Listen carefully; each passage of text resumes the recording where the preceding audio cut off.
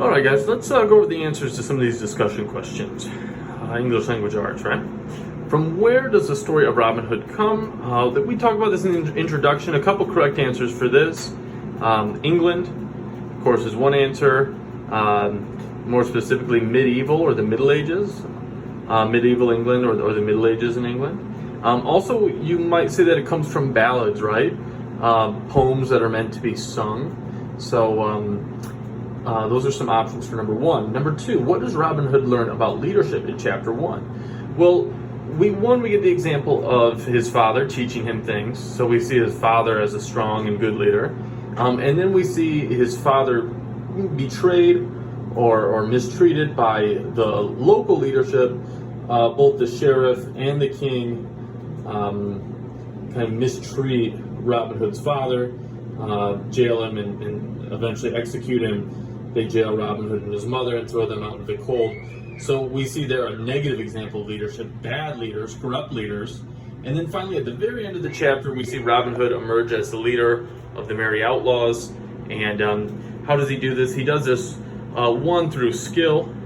And then two, he also does it kind of through modesty or self-control. He goes back with, having won the archery competition, but he doesn't brag. He doesn't say, "Oh, I must be the leader." He's kind of a reluctant leader. He earns the trust of the men, and that's how he becomes leader. So lots of examples of leadership, both positive and negative leadership. Chapter 1. Next, this is chapter 2. Question number 3, what is wit? We know that wit is inventive, sharp language that's used to create humor. So when Robin Hood and Little John meet on the bridge and they banter back and forth, and Robin Hood says that he's going to play a tune with his staff on Little John's ribs, these are examples of wit. And wit's important because it kind of makes Robin Hood and Little John friends. They seem to enjoy each other's they enjoy each other's senses of humor. They enjoy each other's intelligence and the sharpness. And if you had a guy who went up there who was just boring or didn't want to make jokes or anything like that, he probably wouldn't get along with Robin Hood or Little John. They become friends because they can both kind of enjoy each other's humor, each other's wit, each other's intelligence. Number 4, how does Robin Hood use the sheriff's vice against him? Vice is like a sin or a weakness. The sheriff is greedy, right? He's very greedy, and he takes advantage of people, and Robin Hood knows this. So Robin Hood goes to Nottingham as a person as this butcher who is kind of ripe or apt to be taken advantage of. He goes with acting like this guy who knows nothing about the price of cattle, and he intrigues the sheriff. He basically draws the sheriff into him. The sheriff thinks, oh, this guy is kind of easy pickings to take advantage of, and of course it comes back to bite the sheriff. But that shows Robin Hood's cleverness. It also shows that the sheriff is a corrupt person, not a good sheriff. Number 5, this is from chapter 4. What is a flashback? A flashback is when we stop going along in chronological order. We stop going along the narrative of this happened and this happened and this happened. We actually take a step back and we go back to an episode from earlier in the story. Chapter 4 is a flashback because Little John, his whole staff fight with Eric O'Lincoln and him winning the archery competition, that took place earlier in the book, just a little bit earlier in the day actually. But chapter 4 goes back to tell of how Little John made it into the king's inner guard, or excuse me, I keep saying the king.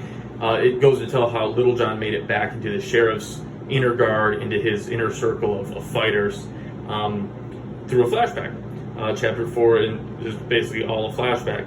Number 6, how do the Merry Outlaws treat the sheriff? This is when Robin Hood brings the sheriff out to see his cattle, which turn out to just be a herd of deer. And they treat the sheriff actually quite well. They kill 3 stags or 3 deer. They have a big feast. And you may be wondering, okay, why don't they just, if they're going to kidnap the sheriff, why don't they just get rid of him or ship him off somewhere or kill him, right?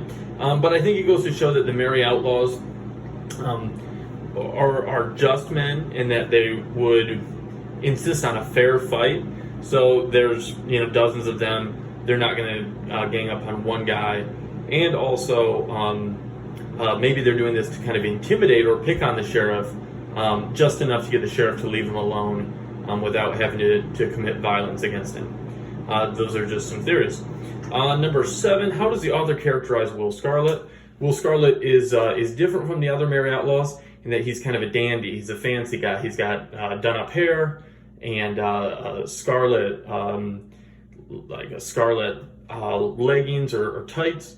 And he seems like he's gotten a college education, and he's a bit more fluent, a bit more upscale or hoity-toity than the other merry men.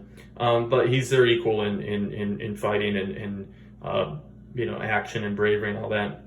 Number 8, why do you think the Outlaws recruit Friar Tuck? They've already got an awesome team, an all-star team of bowmans, archers, swordsmen. They've got all the muscle they need, but they go to Friar Tuck because they're looking for spiritual guidance, right? Friar Tuck, being a Franciscan, a follower of St. Francis, is going to be an expert in spiritual matters. So it's good to always have a priest on your side. The Merry Outlaws know this, and Friar Tuck's also not a bad fighter, which helps. If you're going to recruit a priest, a tough one is a good option for these merry men. And then lastly, the grammar question. There are many interesting characters in Robin Hood. Wrong there, right? That's the possessive pronoun there. What you need is THERE, the adverb that refers to there are, let's see, like there as in like interesting characters exist. There, THERE. Interesting is spelled wrong. You may have, pronounced it interesting, but the proper pronunciation, interesting. We want to spell check on that. And then finally, Robin Hood is the title of a book, so it needs to be underlined. All right, that's it.